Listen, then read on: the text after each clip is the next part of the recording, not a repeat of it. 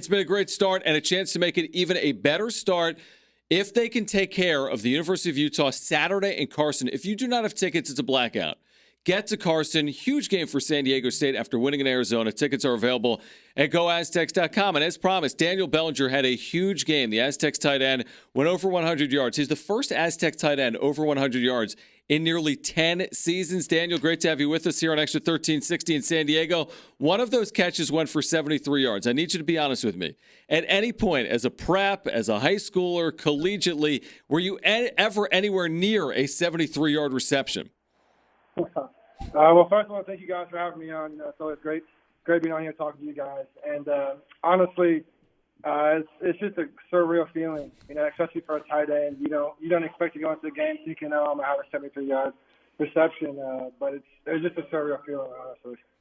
It's good timing too, Daniel. I'm not sure if this message reached you at the locker room level at any point this week, but pregame, I was chatting with an NFL scout. He said specifically that he was there to observe your talent. So a good night to rattle off a career night.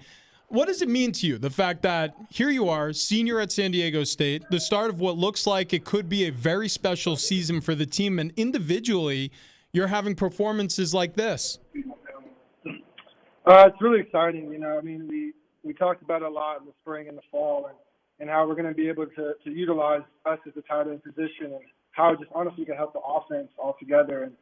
And Coach Heck made a great point. He said we really haven't been together for a full season yet, so we're finally linking together, we're finally settling in and getting used to this offense. What was it like for you to see Jordan Brookshire take that next step? Because a week ago against New Mexico State, we saw some of the offensive struggles, obviously, and you guys turned it on in the second half. But there was marked improvement from Jordan, the offensive line, all the players on offense. What was it like for you to see the improvement on offense between 2 weeks? It was awesome. I'm so happy for Jordan, and he's a great guy. He works hard every single week. He's a guy that comes in and he's been here for a while. You just see the hard work and the work ethic that he has.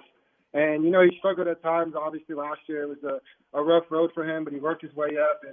And I'm just happy for him. I'm happy for the O-line. I'm happy that they're finally stepping up like they're supposed to. What's it like blocking for Greg Bell?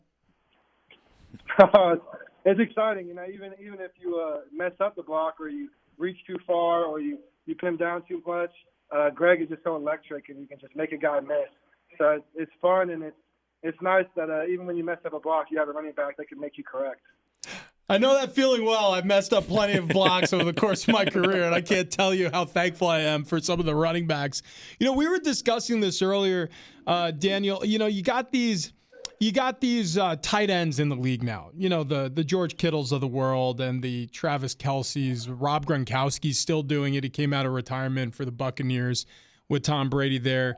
And you see how that position is being utilized. And then you have this new spread offense. Are you looking forward to maybe being even more involved in the passing game than you ever have been in your career, on the doorstep of what could be an NFL career?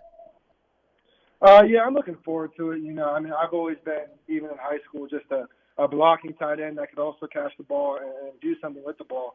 So, yeah, I'm looking forward to it. I'm excited. And the biggest thing is just helping my team win, helping my offense win. And if that means I get the best opportunity to go up to the next level, then the same thing, just helping the offense win, no matter if it's blocking, catching the ball, or making the play with the ball. Aztec senior tight end Daniel Bellinger joining us right now on Extra. 3 catches, 113 yards, and a touchdown in the Aztecs' convincing win over Arizona. They get a date with Utah in Carson. Daniel, what a great opportunity, right? Back-to-back Pac-12 opponents. Obviously a huge opportunity getting Utah at home this weekend. What are some of the points of emphasis as you get ready for Saturday? Biggest thing is, we have a lot of respect for Utah. They're a physical team. Their coach prides himself on being physical, So we're excited to get in there and play against a physical team like ourselves. We pride ourselves on physicality. And we know it's going to be a tough match, especially in the trenches. They're going to come with everything they got. They're going to play their best game. We're going to play our best game. And they're going to be physical. So that's our biggest point of emphasis, is just go out there and own the line of scrimmage and be as physical as possible. Differences between playing in Carson all of last year and this year. Nice to have fans back in the building. Oh, yeah, of course. It's always great to have the fans. They bring so much energy, and they bring so much electricity to the game that it just juices up the players, and we're always excited to play for our home crowd. What's it like when you hear something like I began this conversation by saying you're the first Aztec tight end to go over 100 receiving yards in a game since 2012? That was Gavin Escobar. Is it hard to believe that A, it had been that long, and B, that the last player to do it was someone like Escobar? Yeah, I didn't. When they told me after the game, I was shocked because we had so many great tight ends come through here. With Kahale, of course, and Parker and David Wells and all these great guys that I've looked up to this whole time, and hearing that I was the first since Escobar, it's kind of just shocking and eye-opening that it's taken that long. But it's definitely a proud moment for myself to live up to that and to show that tight ends are still guys in this game. I was walking around the field pregame the past 2 weeks, and one of the things that I noted to our production team was, geez, Bellinger. I mean, this guy is a monster now. He's really grown into his body. I've watched your whole career, and that's part of college football is you go from being a kid in high school to a man ready for the rigors of college football.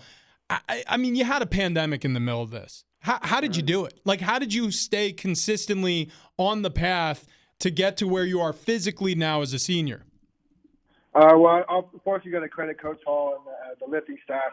They've done a great job, and they've done a great job just implementing in myself and all the other Aztecs that come through here that we're going to be the most physical, the toughest guys, and we can do anything through adversity.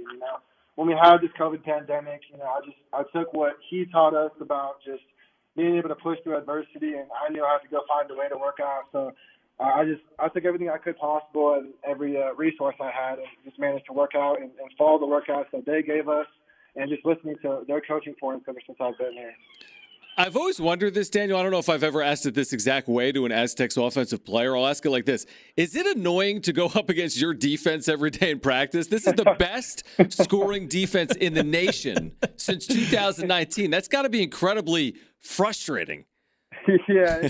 They definitely give us a run for our money every single day. Every time we go against them, it's frustrating. The stunts they have, the way they blitz, and the schemes that they scheme up every single week it's definitely frustrating, and it's something that it makes us better, and it makes them better when we start figuring out their stuff, and they got to change up things, and it just makes us both better. But yeah, it's definitely frustrating to go against such a good defense with such good players. It's so frustrating, but it definitely makes us better. Yeah, tagging along on that, because you guys have been so lucky, I guess is the word, really talented recruiting, having the likes of a Rashad Penny, who was a first-rounder with the Seahawks, Juwan Washington, who was an excellent college back, and now on to Greg Bell during the course of your career as an Aztec. You have all this talent offensively, but going against that defense, is it difficult for you to appraise what kind of offensive team you're going to have entering each season? Because at training camp, and we know how it is, I mean, you and I as offensive players, the defense always gets it first. Like, they all figure it out, and it takes the offense a little more time to gel. So is it difficult in the preseason to know really who you are offensively before, you're hitting opposite color jerseys? Yeah, it's difficult trying to figure out what kind of offense we have and exactly where we're at when we have to go against such a good defense every day.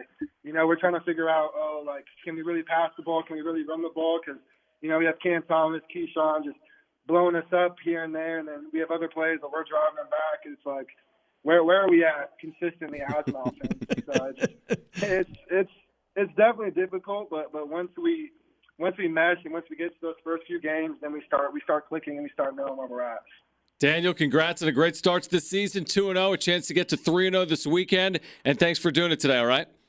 All right, thank you so much. I appreciate it.